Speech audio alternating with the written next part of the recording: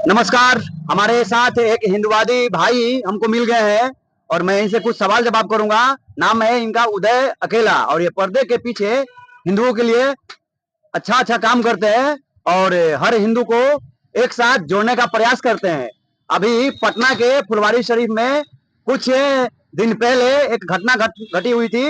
वहां पे गौ रक्षा करते हुए ट्रक में एक गाय को ले जाया जा रहा था और उस गाय को रक्षा करते हुए दर्जनों हिंदूवादी कार्यकर्ता, गौरक्षक दल के कार्यकर्ता लोगों को पुलिस ने गिरफ्तार कर लिया और उनको बेऊर जेल में बंद कर दिया।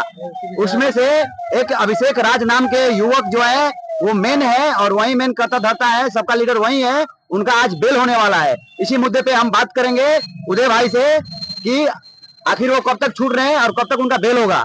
नमस्कार।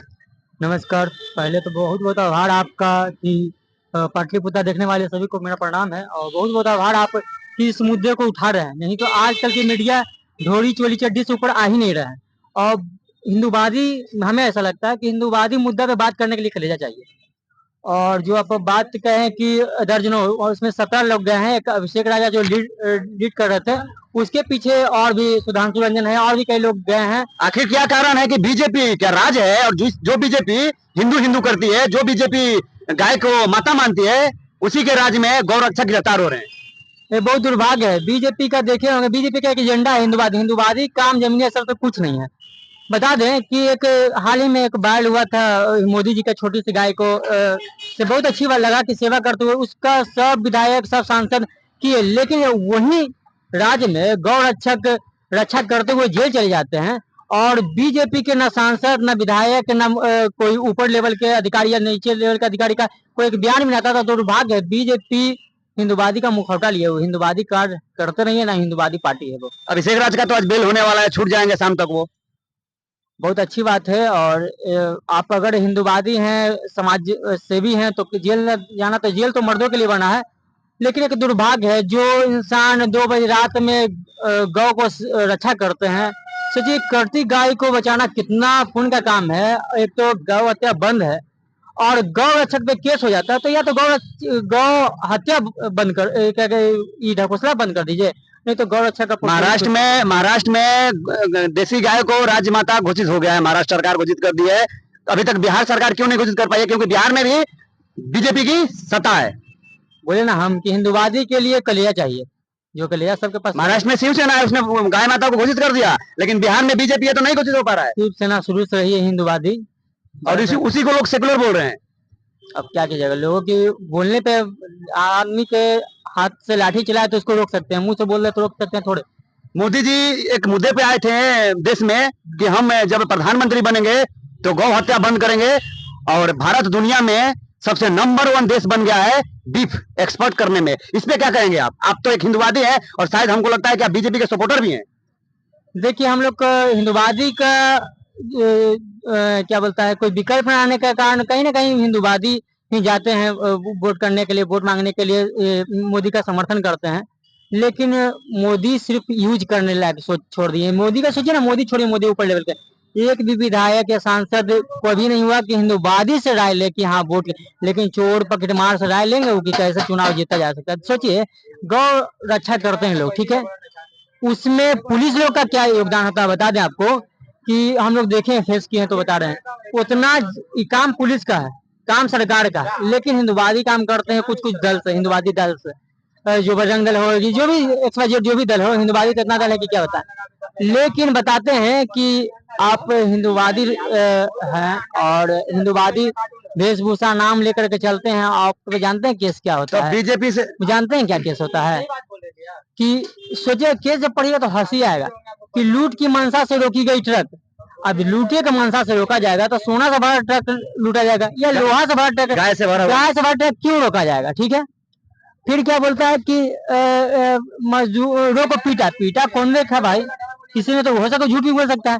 फिर क्या कि अगर कुछ नहीं कर पाया ना थानेदार, तो बस एक केस दे देगा कि गौरक्षकों ने मोबाइल छीना। बताइए, जो 2 बजे रात में जाएगा वो मोबाइल छीन सकता है कभी? तो अभी तक तो इससे बीजेपी से अच्छा तो शिवसेना है ना कि महाराष्ट्र में गाय को माता घोषित कर दिया और ये भी घोषित कर दिया कि जो भी गाय पे अत्याचार करेगा उसको सजा भी मिलेगा। और बिहार में वहीं बीजेपी कर रही है, गौ रक्षकों को बंद कर दे रही है, और जो गाय माता के लिए लड़ रहे हैं उनको बंद कर दे रही है। कभी बेउर में तो कभी पटना के जेल में, कभी उधर, मतलब हर जेल में ठूस दे रही है। हिंदूवादी सिर्फ जेलें नहीं, गोली भी खा लेते हैं। कितने हिंदूवादी मर गए देखे होंगे। बीजेपी हिंदू राष्ट्र बनाने के लिए आई थी कि मैं जब बीजेपी सत्ता में आएगी तब भारत को हिंदू राष्ट्र बनाया जाएगा। अभी तक इस पे कुछ नहीं हुआ। बस मुखौटा है बीजेपी का, हम लोग उब चुके हैं। आखिर किस मुद्दे पे बीजेपी को आप सपोर्ट कर रहे हैं?